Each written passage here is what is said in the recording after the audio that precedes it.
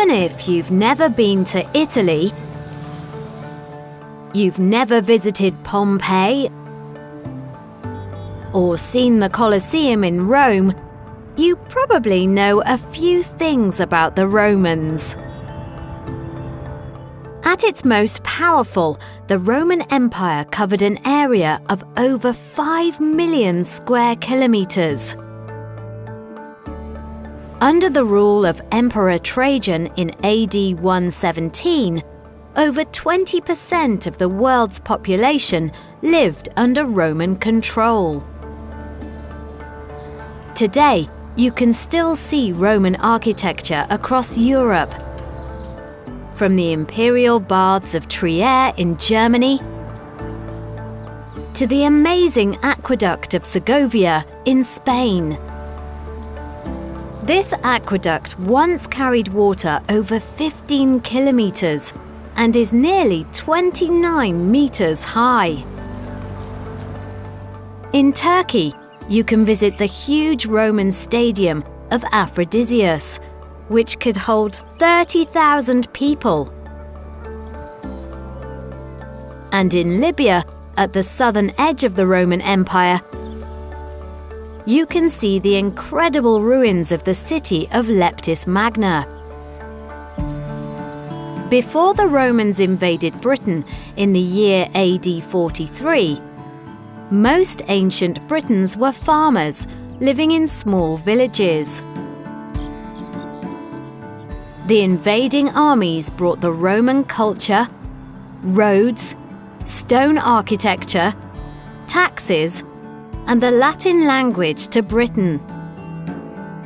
They developed large, important cities like Londinium, now the City of London. The Romans stayed in the land they called Britannia for nearly 400 years and left ruins across the country that are still amazing sights for visitors today.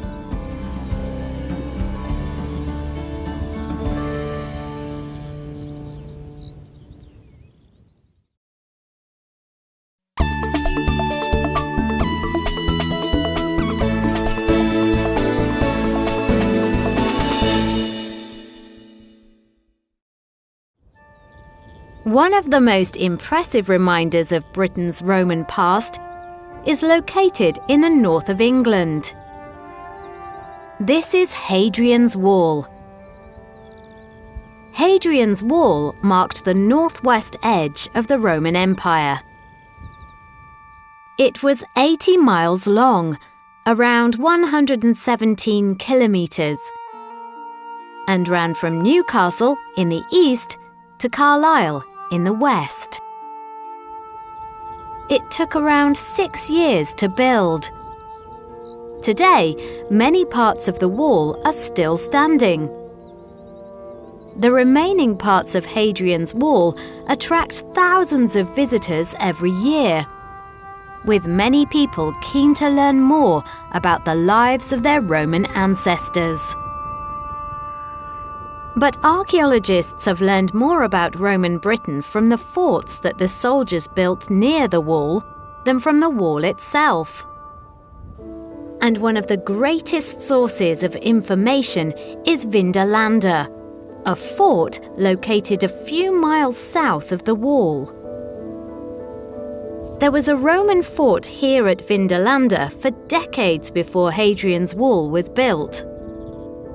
Historians believe that over a period of about 300 years, the Romans built 9 different forts here. Today, you can clearly see the different areas of the fort, including the areas with underfloor heating. Vindolanda is a live archaeological site. Every summer, archaeologists return to this area and discover more and more Roman items under the earth. They've already found hundreds of items, from shoes to jewelry, coins, and combs. The items are displayed in the museum. It's incredible that some of these items have been under the ground for nearly 2,000 years.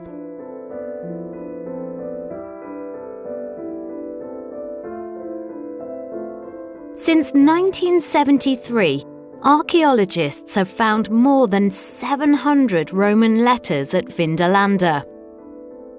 These letters, known as the Vindolanda tablets, give us a picture of what life was like in Roman Britain. Experts have translated the letters, and today you can read them online. Archaeologists believe that it will take them more than 100 years to discover all the Roman items hidden under the ground at Vindolanda. Who knows what else we will learn from this amazing site?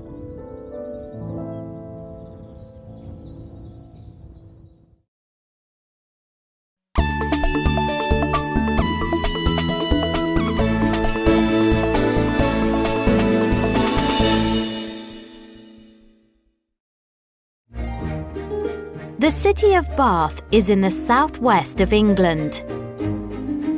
Today, Bath is most famous for its 18th century architecture, with beautiful buildings like the Royal Crescent. The city is a World Heritage Site and is very popular with tourists. Bath is also home to the hottest natural spring in Britain.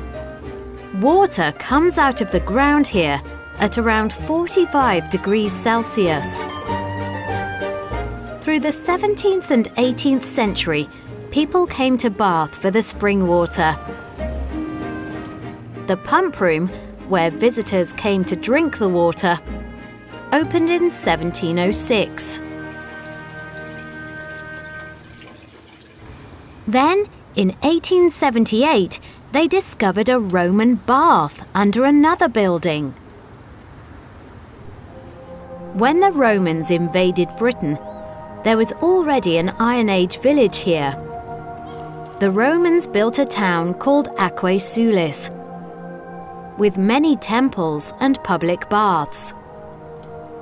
In the Roman baths, the natural hot water travelled through lead pipes into many different pools and heated rooms.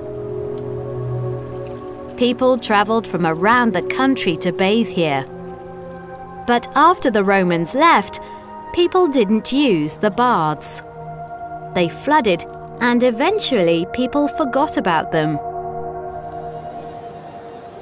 Today, historians have restored the Roman baths, and they are one of the most popular tourist attractions in the city. However, you can't wash in this water or drink it. It's not safe anymore.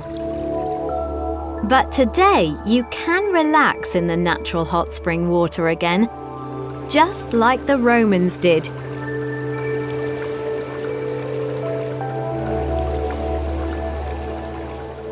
In this beautiful new building, there are 2 natural thermal baths, an open-air rooftop pool and an indoor pool.